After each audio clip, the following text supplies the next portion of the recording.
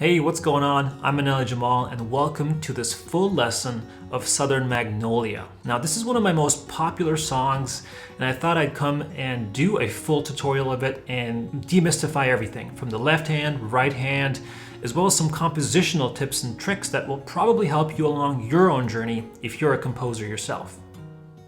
Look at that, that ring finger has not moved once in 1, 2, 3, 4, 5 bars already. 5 bars that has stayed there the entire time. Make sure that when you do this, you have this planted there.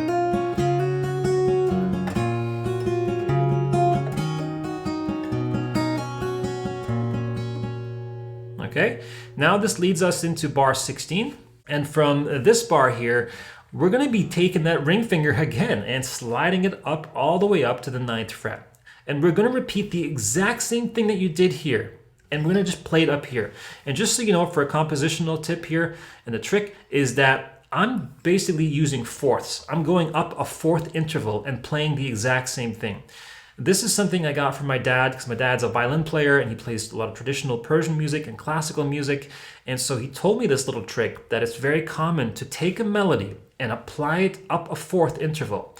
And it almost always works. And I took that knowledge that he was so kind to teach me when I didn't want to be taught. And I took that and I applied it to this piece. So as you're doing this here,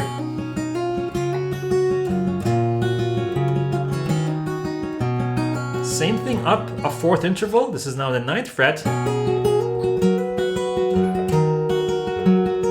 Okay, so it's the same start really.